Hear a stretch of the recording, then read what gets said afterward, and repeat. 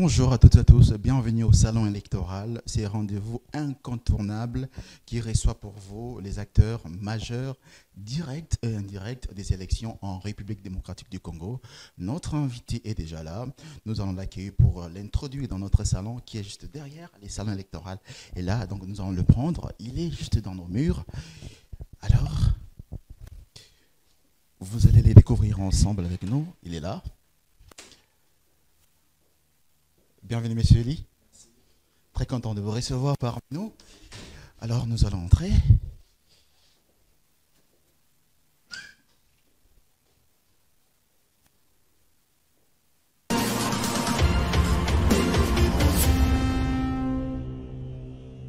Mesdames et messieurs, notre invité est déjà là. Avant de le prendre, nous allons d'abord passer aux news électorales. Candidat à la présidentielle, l'opposant Martin Fayulu arrive le dimanche 12 novembre à Bandondoville, dans la province du Kwilu, dans le cadre de sa tournée de pré-campagne. Les candidats présidents Constant Mutamba, de son côté, annoncent un meeting le 11 novembre au terrain Bouddha, dans la commune de Njili, à Kinshasa, capitale de la République démocratique du Congo.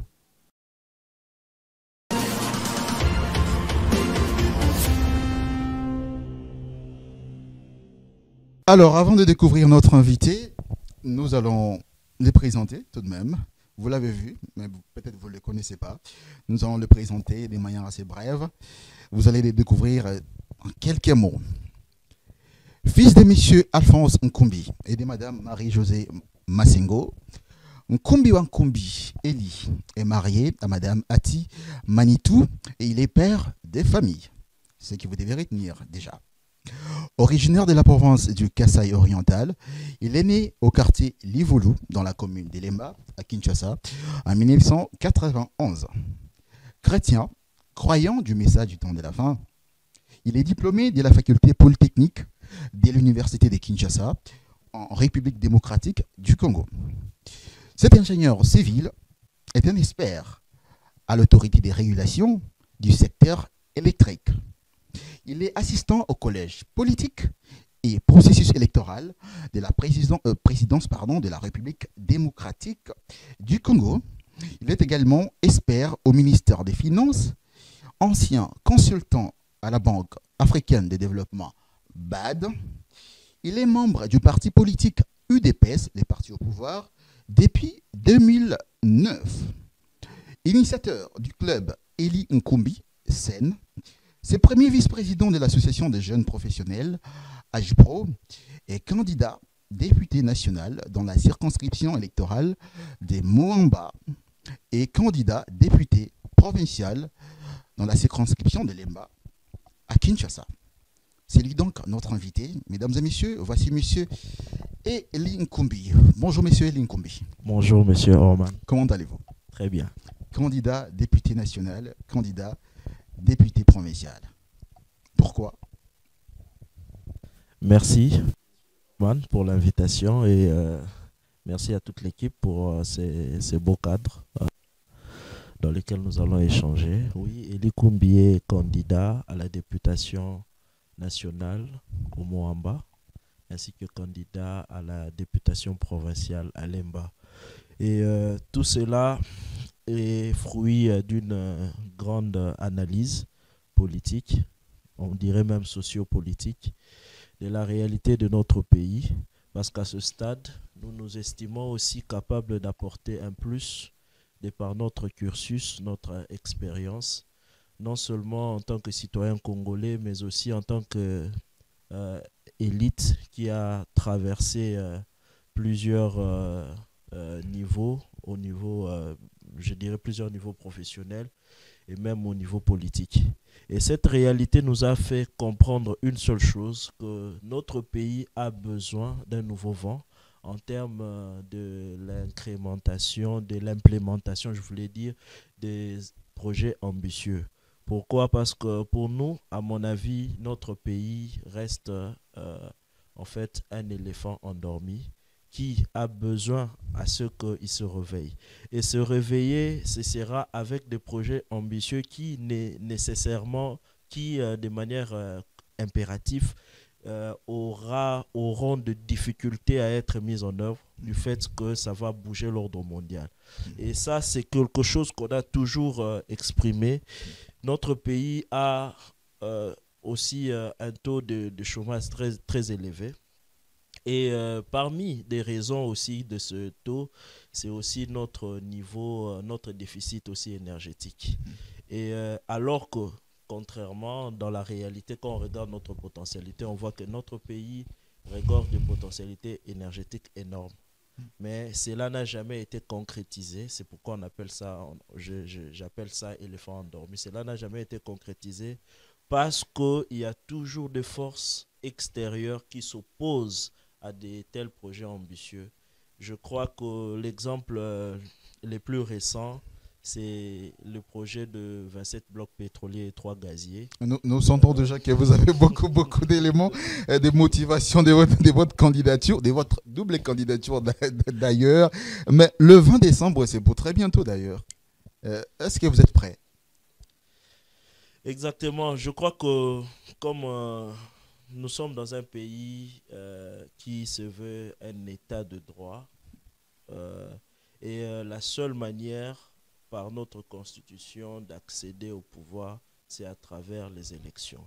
Comme la constitution le veut bien, que le pouvoir émane du peuple, qu'il exerce à travers ses dirigeants, et ses dirigeants passent notamment par les élections. Il n'y a aucun moyen, il n'y a aucun autre moyen légal qui peut faire assez que nous puissions être des représentants au niveau institutionnel. Et c'est pourquoi déjà on avait eu à incrémenter, à mettre cela dans notre esprit. Nous nous sommes préparés déjà depuis très longtemps pour ces défis électoraux. Et je crois qu'à mon humble avis, nous sommes prêts à l'affronter.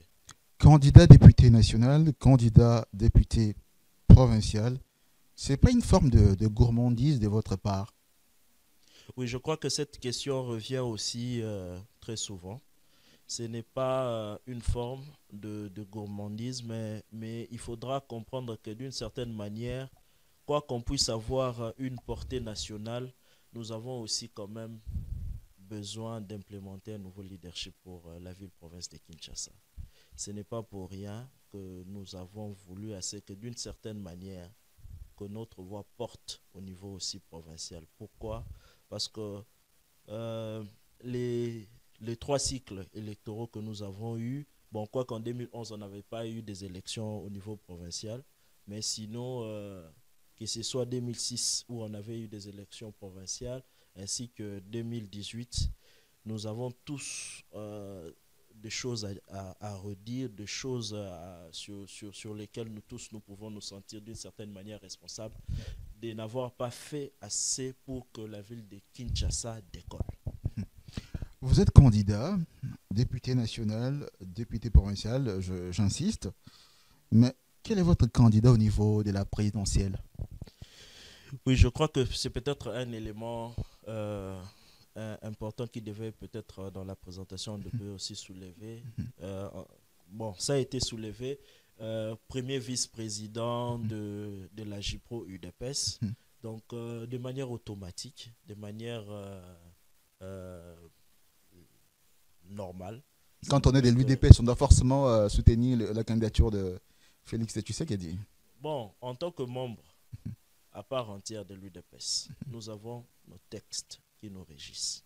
Et ces textes, nous avons eu, et par ces textes, nous avons eu un congrès qui a consacré Félix Antoine Tshisekedi Tshilombo comme étant le candidat de l'UDPS à la présidentielle de cette année. Ah ben justement, parlons-en. Félix Tshisekedi mérite-t-il un second mandat? C'est même la grande problématique, ou le grand terme de cette émission. Que répondrez-vous par rapport à cette question? Évidemment, son Excellence Félix Antoine Tshisekedi mérite un second mandat. Pourquoi? Et les raisons sont vraiment évidentes. Je vais prendre juste quelques-unes. D'abord, la première, ça reste cette réforme qui restera dans l'histoire. C'est cette réforme qui a changé les systèmes éducatifs de notre pays. Et nous savons tous bien, depuis 1980, les parents étaient obligés de prendre en charge l'enseignement primaire.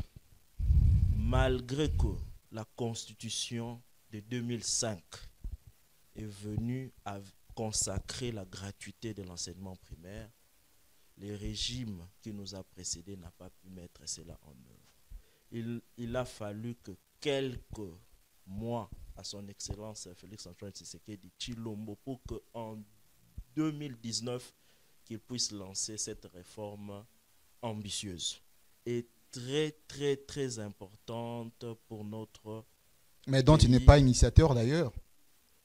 Ça n'a pas commencé avec lui. J'ai bien soulevé. J'ai bien soulevé que même cette gratuité, on peut remonter même à Sun City. On peut revenir encore à la Constitution. Qui en parlait déjà? Qui évoquait cela? Mais c'est avec Félix-Antoine Tshisekedi Tshilombo que nous avons aujourd'hui cette gratuité et avec des impacts, avec un impact positif concret.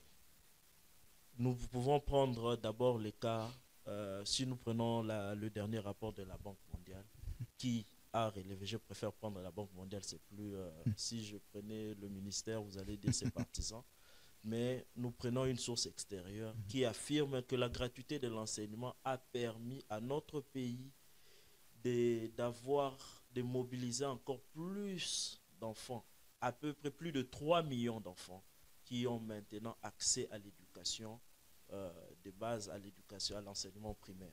Et ça, c'est vraiment une révolution. Je crois que ça restera même un héritage pour les régimes qui viendront plus tard. Pour ceux qui viendront après, ça sera déjà un acquis que son Excellence Félix Tshisekedi aura laissé à toutes ces générations futures. Certes, il est vrai que cette réforme avait beaucoup de difficultés tout au début, notamment en termes du fait qu'il y avait une grande mobilisation des enfants. Cela faisait que ça avait un impact sur la qualité. Mais on reconnaît aussi cette bravoure de notre mandat qui a voulu assez que même les enseignants qui sont des acteurs majeurs dans cette vaste réforme, leur condition salariale a aussi connu un impact positif. Je prends par exemple un enseignant qui en 2019 était à 168 000 francs, en 2023 est passé à plus de 500 000. Ce sont des chiffres réels qui sont même disponibles et qui peuvent être même vérifiables. Ça fait qu'aujourd'hui, là j'ai juste pris l'aspect gratuité de l'enseignement qui vraiment restera aussi quelque chose de très significatif, une réforme majeure de notre premier quinquennat, du président Félix Tshisekedi. Non, rien que pour ça, il mérite un second mandat. Il mérite. Il a fait mieux que les autres. Parce que il faudrait... J'ai beaucoup aimé aussi le rapport de la Banque mondiale, parce que ça relevait aussi le contexte dans lequel cette réforme a été mise en œuvre. C'était d'abord, il y a eu Covid-19. Covid-19 est venu et est parti, mais n'a pas pu mettre fin à cette réforme.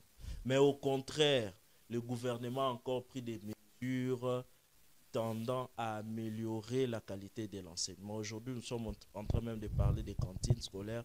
C'est des choses, des initiatives à encourager. Et si on pouvait encore intégrer à ça l'aspect PDL 145 territoires, qui aussi a apporté beaucoup de choses. Mais là, il y a boire à manger. A apporté beaucoup de choses dans l'amélioration du système éducatif, parce qu'il y a beaucoup d'écoles qui sont en construction, beaucoup d'écoles déjà aussi qui sont déjà livrées dans certaines provinces. Et ça reste quelque chose de très significatif. Mais je voulais aussi, bon, comme j'avais dit, il y a plusieurs raisons, mais je voulais aussi parler d'un aspect.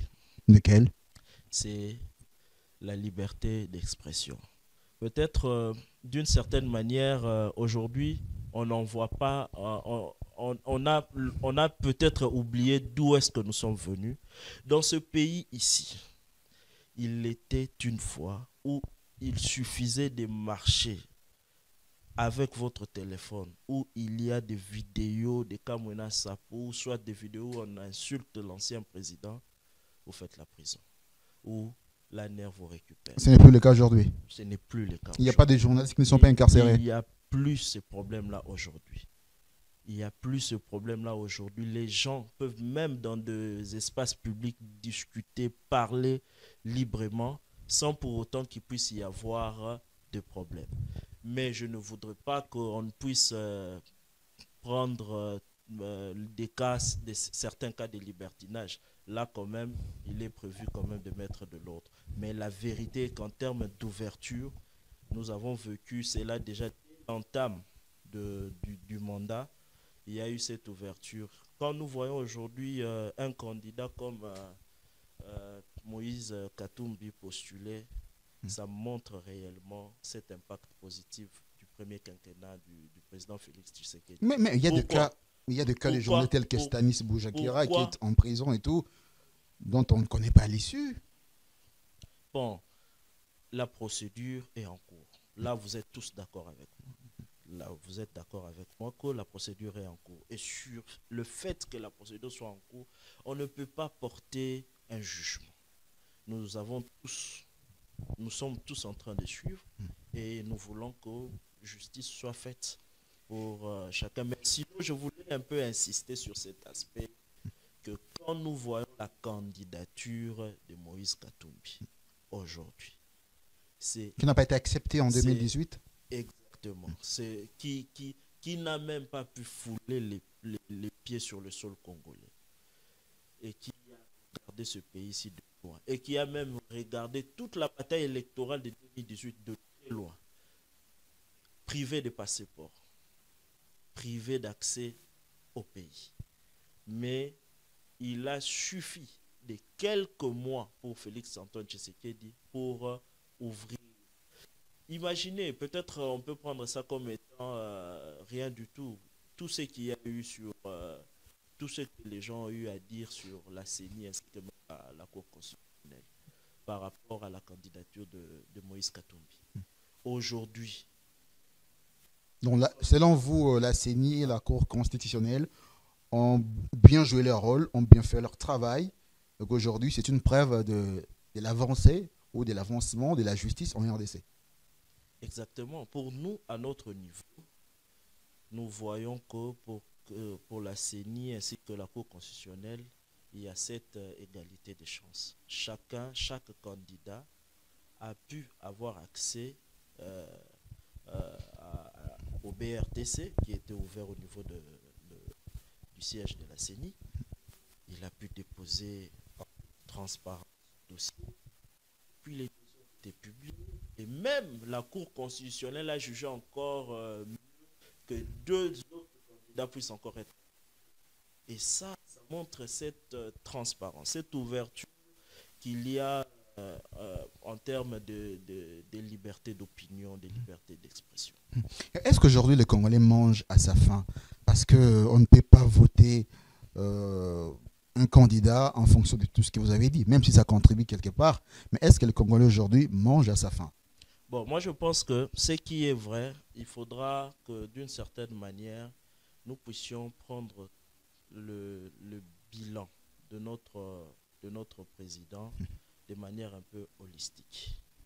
Il faudra regarder tout ce que nous avons eu aussi comme choc. Parce que si on prend dans le contexte du premier quinquennat, il faudra prendre tout ce temps de tension que nous avons eu à passer dans la coalition FCC-CACH, qui d'une certaine manière a été contre-politique. Bah, c'est le grand alibi que vous ne cessez de brandir. Ça reste en fait aussi à notre niveau, en tant que UDP, ça reste un moment aussi de réflexion où nous avons tous aussi tiré des leçons. Par rapport vous avez passé plus de 2 ans ensemble en coalition FCC-CACH. Par rapport au fait que c'est important pour notre parti de se faire une très bonne moisson électorale au niveau des législatives, que ce soit national ou provincial. Parce que c'est très important que tout ce que nous présentons au peuple, que nous puissions avoir cette capacité-là d'implémenter cela. Il y a eu beaucoup de choses qui ont été accomplies durant le premier quinquennat, mais certains aspects n'ont pas pu trouver aussi gain de cause du fait que nous n'avons pas eu accès à certaines, à cette majorité qui était très importante. Je crois que le prochain quinquennat, c'est un aspect sur lequel l'UDPS travaille de manière travaille d'arrache-pied pour que nous ne puissions pas tomber dans une situation où nous avons un exécutif, donc un gouvernement qui n'est pas vraiment en faveur du président de la République. Justement, le parti au pouvoir, l'UDPS, travaille pour la réélection de son candidat, Félix Antoine Tshisekedi. Bah, qu'est-ce qu'il va faire s'il est élu qu'il n'a pas pu faire lors du premier quinquennat? Je crois que, comme je vous ai bien dit tout au début, il y a cette réforme, bon, c'est pas cette réforme, mais je pourrais parler de projet qui est vraiment un projet très important, le projet des 27 blocs pétroliers. Nous avons connu beaucoup de pression aussi, que ce soit au niveau interne, que ce soit au niveau externe. Pourquoi ce projet-là est vraiment avantageux? C'est parce que nous avons un potentiel. Aujourd'hui, hein, on ne peut pas réfuter le fait que le carburant, les hydrocarbures occupent un rôle important dans notre vie. Parce que tout ce que nous faisons, d'une certaine manière, même dans la structure de prix, il y a cette partie hydrocarbures qui intervient. Mais notre pays a un potentiel qui n'est pas exploité. Et qui, si c'était exploité, notre pays serait une deuxième puissance en Afrique du point de vue pétrolier, juste après le Nigeria. Et cet aspect-là, c'est quelque chose qu'on continue on n'a pas eu en fait cette opportunité d'implémenter parce que aussi d'une certaine manière ça a été aussi relancé un peu plus en retard, mais je crois que ce sont des projets ambitieux tels que ceux-là qui vont profiter à ce que nous puissions aussi baisser d'abord notre notre, notre niveau d'importation, que nous puissions arriver à un stade où nous puissions transformer nous-mêmes nos produits pétroliers. Ça permettra de baisser un peu notre niveau d'importation, mais aussi de générer de l'emploi.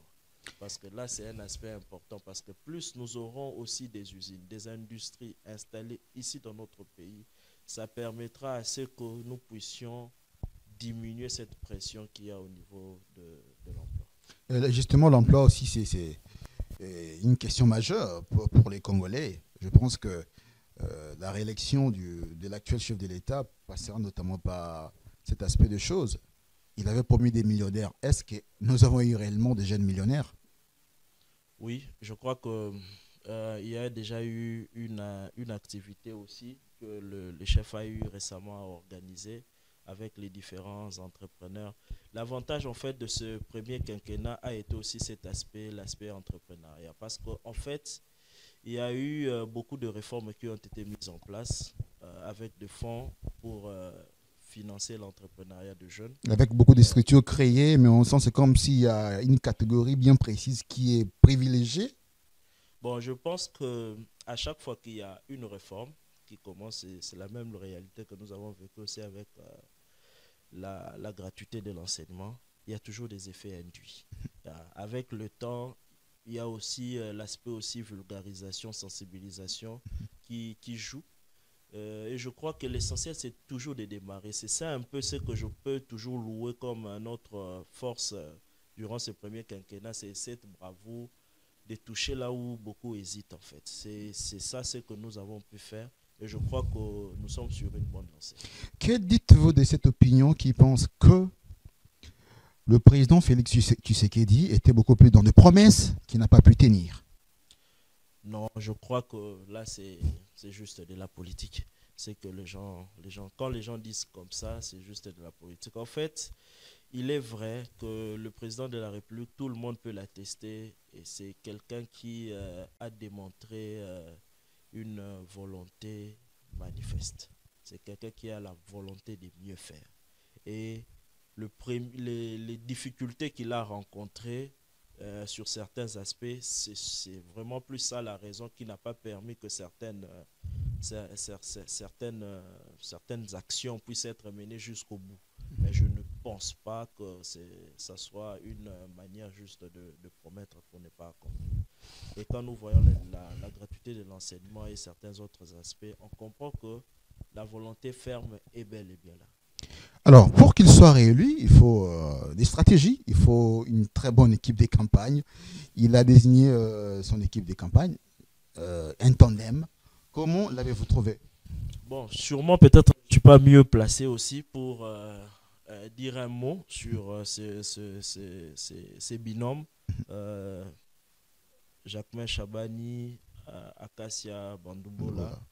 Euh, Vu ma proximité avec une des autorités, mais je crois que peut-être en tant que citoyen et peut-être aussi en tant que quelqu'un qui a vécu avec l'un de nominés, je crois que c'est un choix judicieux pour ma part, vu l'expérience, l'expertise de Maître Jacquemain Chabani en matière électorale.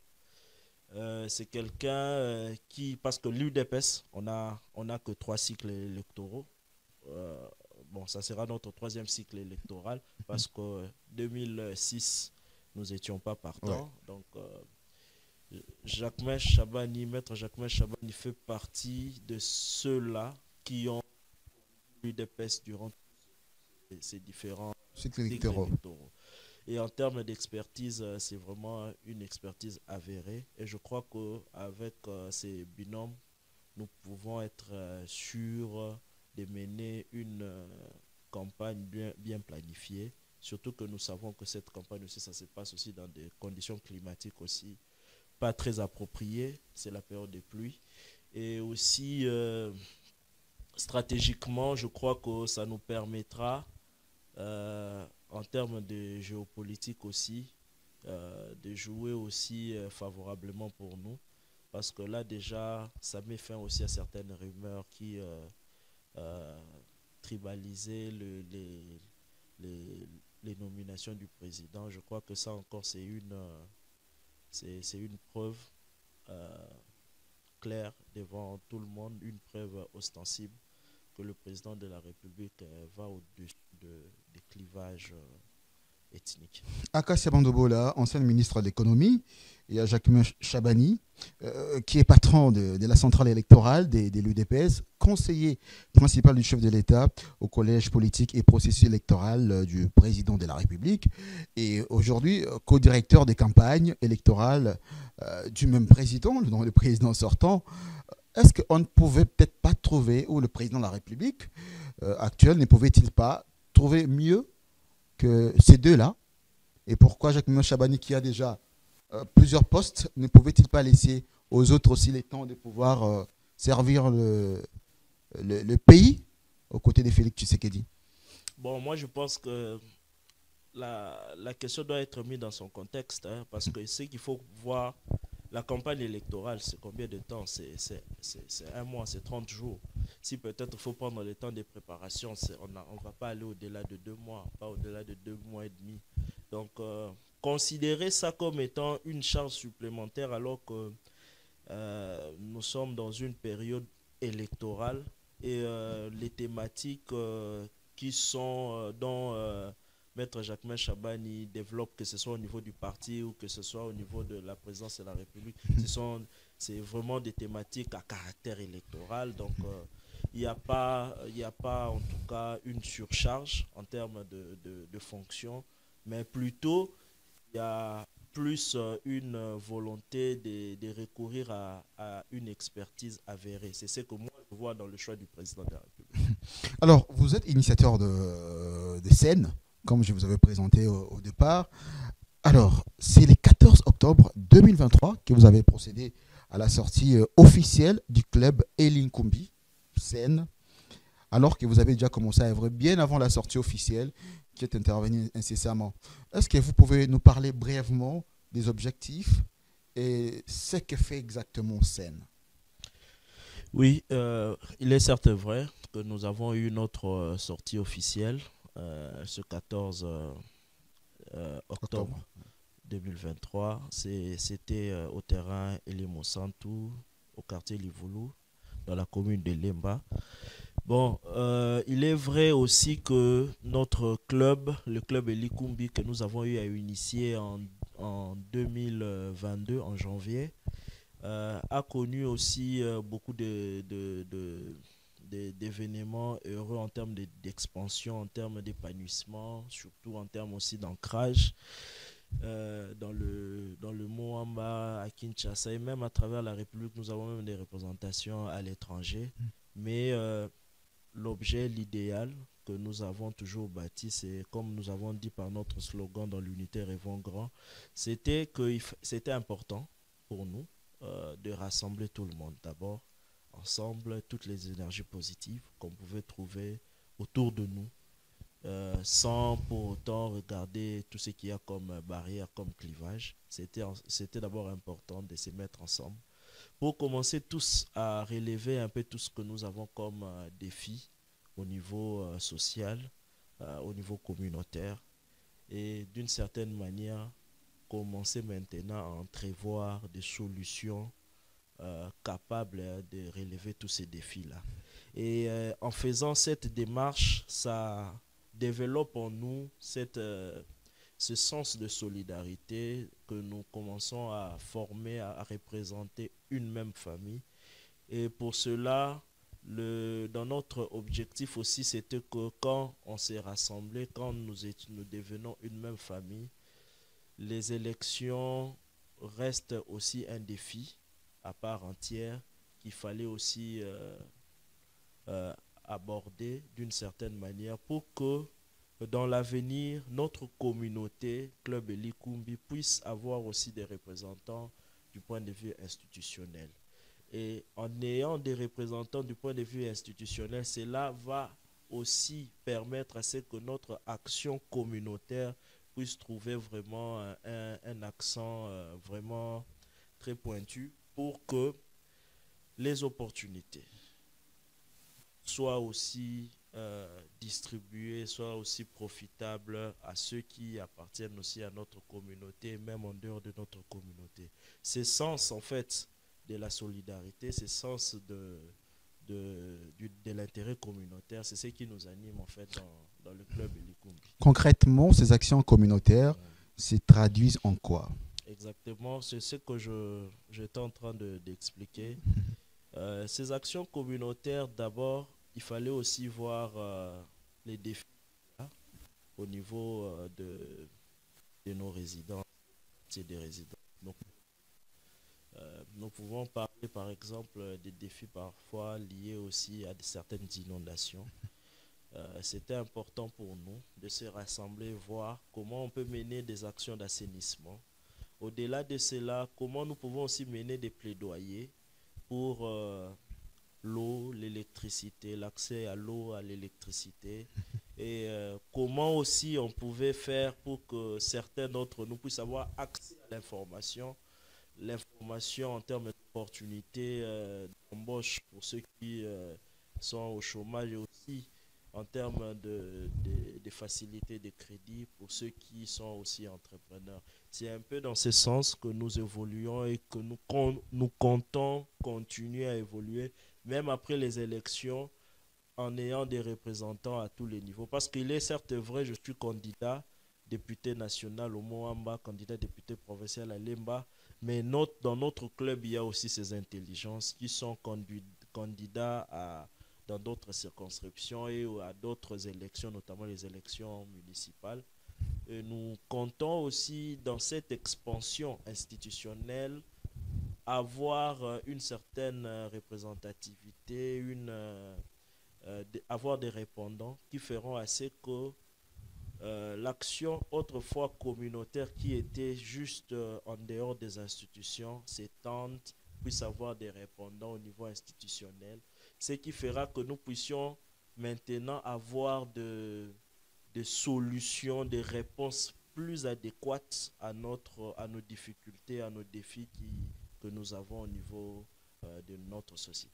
Alors, dans scène, vous dites, dans l'unité, rêvons grand. Est-ce un simple slogan ou c'est vraiment un leitmotiv ou un état d'esprit? Oui, oui, je crois que ce n'est pas juste un simple slogan, c'est aussi vraiment un état d'esprit, parce que c'est possible, parce que nous avons toujours regardé et constaté, analysé. C'est la division qui a fait que beaucoup de communautés aussi ne s'élèvent pas. Cela se passe dans dans tous les niveaux. Et pour nous, quand nous avons débuté même cette expérience, cette aventure, ce projet de la communauté du club Elikumbi, c'était autour de 10 personnes, de 5 personnes, 10 personnes. Et par après, aujourd'hui, nous sommes un réseau de plus de 3500, euh, de 3500 hommes et femmes.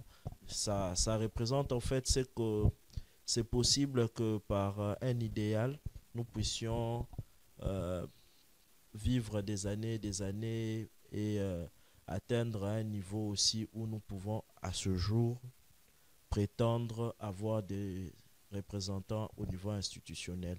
Et c'est en fait, c'est en fait ce rêve des grandeurs que nous avons tous à vendre, à présenter à notre communauté, à mobiliser à ce que l'ensemble des membres puissent toujours militer à ce que nous puissions atteindre cette grandeur parce que c'est possible. Vous fréquentez la population de Kinshasa en général, mais on peut prendre cette fois-ci votre base, donc au niveau du mont en bas et puis à Lemba, parce que vous connaissez leurs desiderata, vous connaissez les problèmes auxquels ces populations font face. Exactement. Je crois que quoi que vous n'aimez pas vraiment qu'on puisse trop aborder ce problème, c'est pas grave le problème de l'électricité. Ça reste un problème réel. L'électricité et l'eau, c'est très souvent lié. Je crois que parce que si il faudra faire arriver de l'eau à certains niveaux, il faut que des moteurs électriques puissent travailler. Donc, il suffirait que nous puissions souffrir d'un déficit énergétique. Ça va aussi impliquer une difficulté en termes d'adduction d'eau.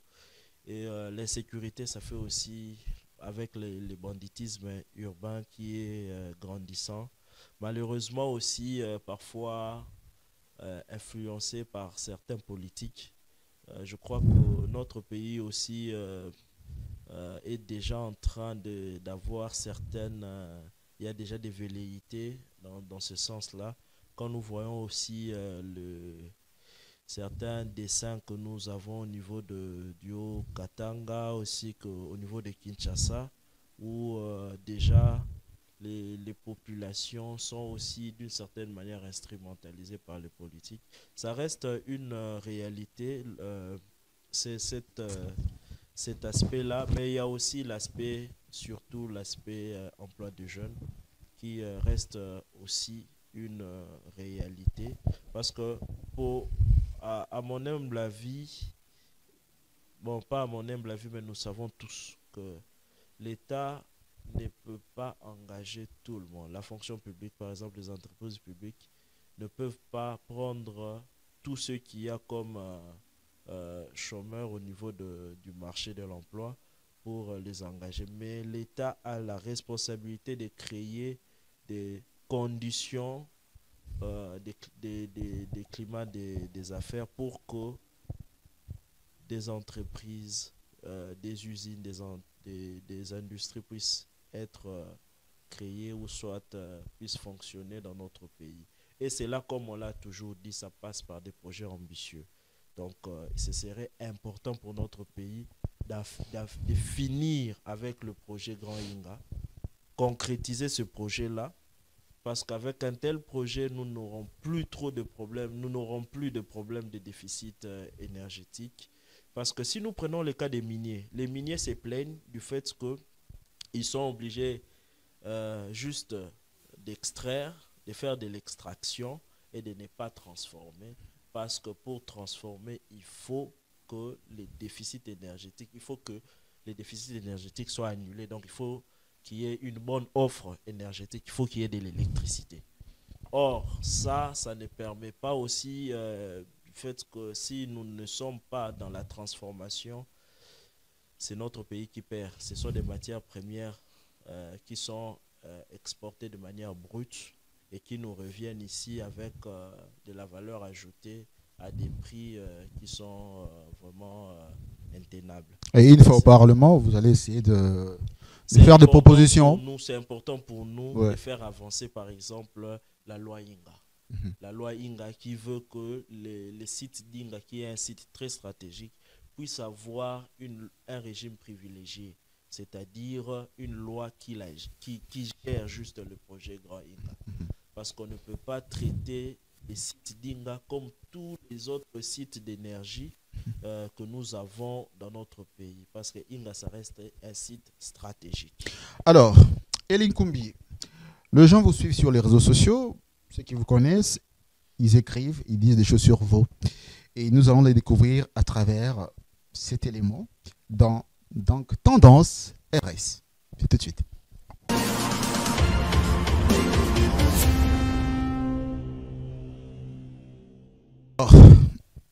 Elie Nkumbi Wankumbi. Nous avons parcouru les réseaux sociaux grâce à Tendance RS. Et là, nous avons découvert un certain Amani Siapata Piro qui écrit ceci, je cite, « Nous sommes convaincus par votre leadership rationnel. Notre soutien est rassuré. » Lorsque quelqu'un écrit comme ça sur vous, ça vous fait comment? Bon, ça fait du bien, quoi que c'est quelqu'un que je vois de très loin, que je n'ai jamais rencontré jusque-là. Et à distance comme ça, recevoir de tels mots, c'est juste motivant. On prend un autre élément des tendances RS. Pierrot Kamba, lui aussi s'appelle Pierrot, mais cette fois-ci c'est Kamba. Il écrit en lingala au début. Il y a beaucoup de Pierrot. Il y a beaucoup de Pierrot, il y en a deux déjà. Alors lui dit, au Simbi Kissi, il y a plein boyer. Partout, bas plein. À cette allure, tu auras 42 000 voix. Rendez-vous à l'hémicycle. Il a commenté votre descente à la base du quartier Mbuku à Kinshasa. Ah, je crois que... Bon, ce que je peux dire en tant que candidat, nous avons eu du chemin pour arriver à ce stade. Tout ce que nous pouvons dire, c'est remercier tous ceux qui nous ont soutenus, qui continuent aussi de nous soutenir et qui ont cru à nous deux dès le départ, cru à cette initiative, cette ambition.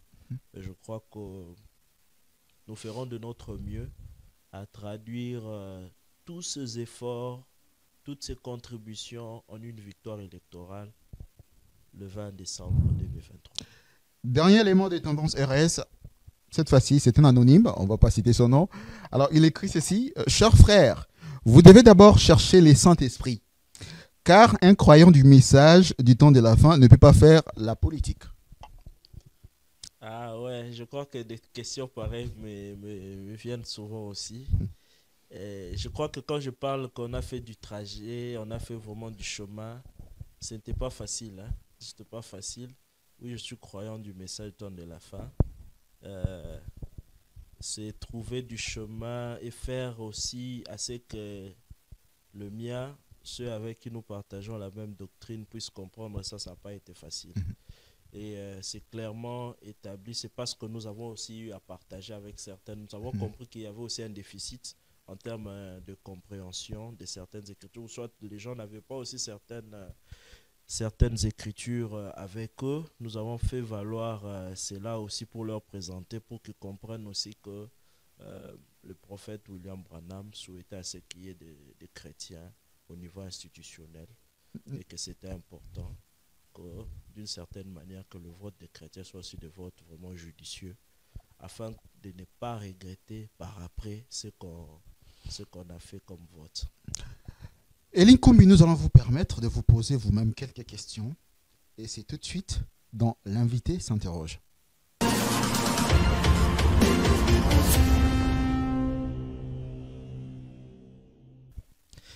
Et Likumbi, pourquoi tu crois que l'UDPS fera vraiment une moisson électorale durant ces élections de décembre 2023, une victoire à tous les niveaux?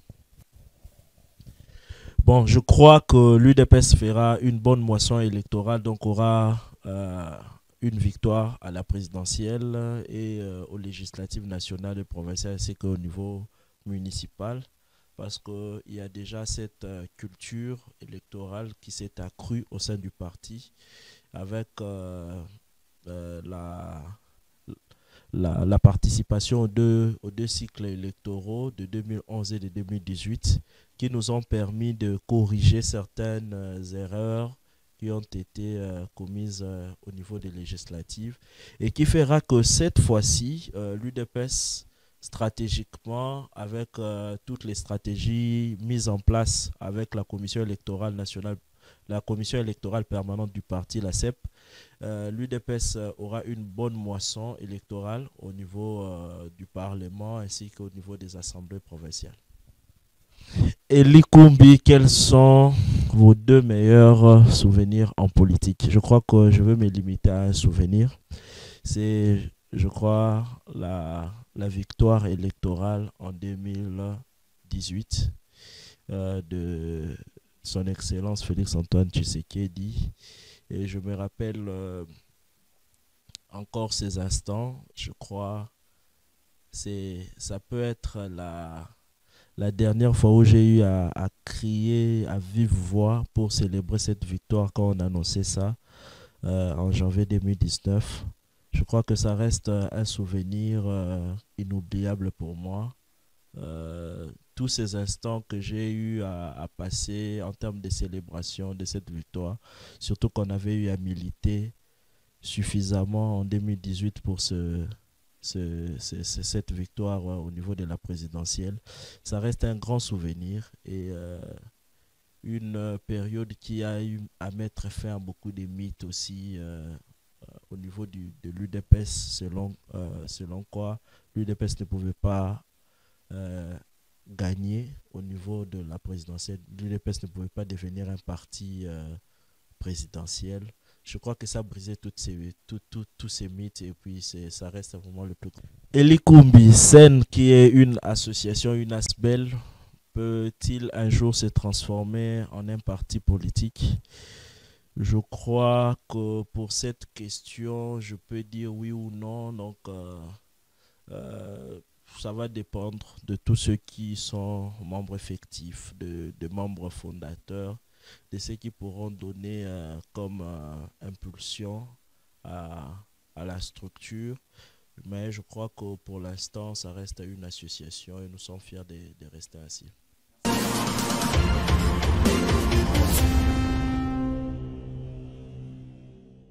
C'est l'instant arrêt sur image. Monsieur Elinkombi, vous avez la première image devant vous. Un petit commentaire. Bon, je vois mon épouse.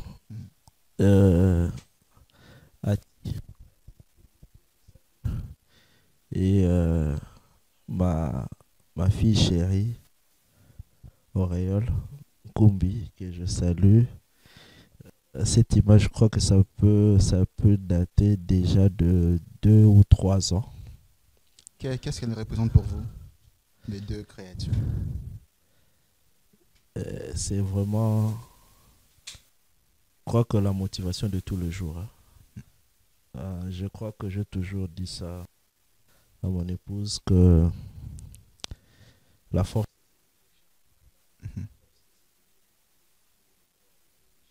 surmonter de ces deux. Je crois que jusqu'à ce que nous puissions quitter cette terre à fond, toujours pour atteindre vraiment leur désir le plus profond. Alors, nous allons prendre la deuxième image. La deuxième image réservée à Monsieur Elinkombi. Un petit mot sur la personne qui est devant vous, que vous voyez dans cette image. Eh, il a beaucoup de casquettes. Ah, Dans ma vie, il a beaucoup de casquettes, ce qui est vrai. euh, Un grand frère, un papa, un parrain politique. Je crois que peut-être pour ceux qui ont toujours suivi un peu tout ce qu'on a eu à accomplir, je crois que c'est quelqu'un que j'ai connu il y a très longtemps, quand il était aussi secrétaire général du parti, mais avec qui on s'est rencontrés, on s'est rapprochés en 2018, quand il était élu président de la commission électorale permanente du parti, la CEP. Maître Jacquemin, ça représente vraiment un modèle en termes de patience, de constance. Et ce que j'ai toujours aimé, c'est en lui, il y a moins de triomphalisme. mhm. Il y a beaucoup de victoires qu'il préfère célébrer en toute humilité et s'est concentré beaucoup plus à l'essentiel, à l'atteinte des objectifs que aux accessoires. Ça reste un modèle politique. On va prendre la troisième image.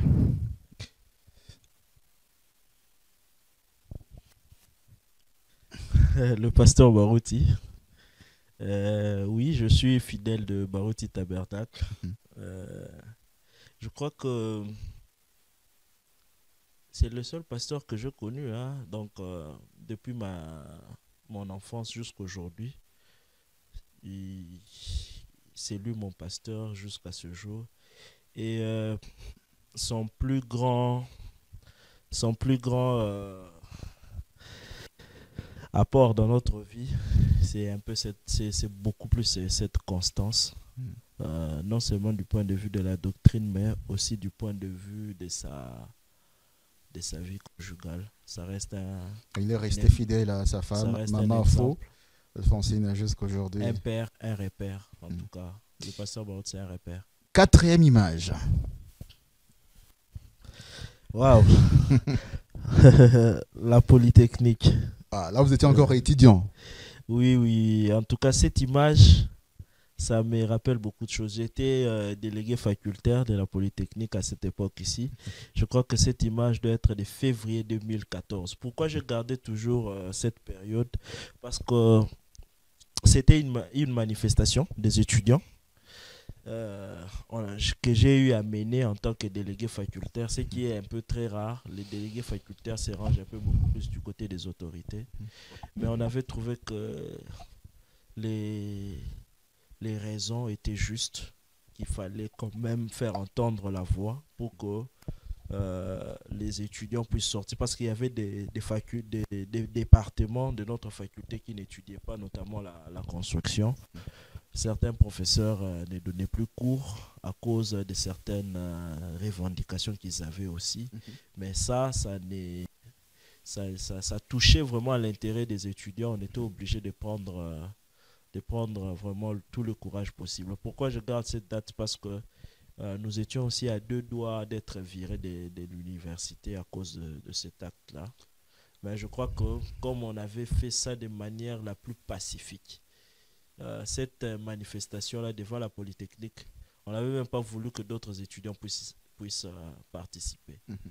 Et comme la Polytechnique, on n'est pas si nombreux, on se connaissait entre nous. Il suffisait que quelqu'un, un étudiant d'une autre faculté vienne, on lui disait non, pas de la Polytechnique, tu n'entres pas. Ça nous a permis de survivre et de finir être aujourd'hui ingénieur civil. La dernière image. Le président Félix Tshisekedi. Là, c'était quand on vous retrouve ensemble en train de Cette saluer. image, c'est vraiment avant 2018. C'est avant les élections. Je crois que ça doit être 2017. Je crois qu'à cette époque, je n'étais pas aussi encore marié. À cette époque aussi, le président Félix Tshisekedi n'était pas aussi président du parti. Okay. Il était juste secrétaire général adjoint en charge de questions politiques au niveau du parti. Mais là, vous étiez déjà engagé politiquement. Exact, parce que l'UDPS, c'est pas aujourd'hui. L'UDPS, c'est depuis qu'on a atteint l'âge de la majorité, mais bien avant, c'est là même disait déjà que, bien qu'étant mineur, on sympathisait déjà pour le parti aux humanités. À l'école, déjà, on en parlait. Parce qu'avec l'UDPS, on a vraiment plus à s'intéresser. Juste après l'accord de Sun City. Donc l'UDP, c'est vraiment dans les sons. Ouais. Nous sommes arrivés à la fin, monsieur Elinkombi. Merci d'avoir répondu à notre invitation. Nous espérons que c'est une première, mais non une dernière. Vous pourrez éventuellement revenir quand vous voulez. Nous allons toujours vous recevoir. Mesdames et messieurs, merci d'avoir été de nôtres. Nous avons passé des moments merveilleux ensemble avec monsieur Elinkombi, qui est candidat député national, mais aussi candidat député provincial à Kinshasa. Au prochain numéro avec un nouvel invité et à très bientôt.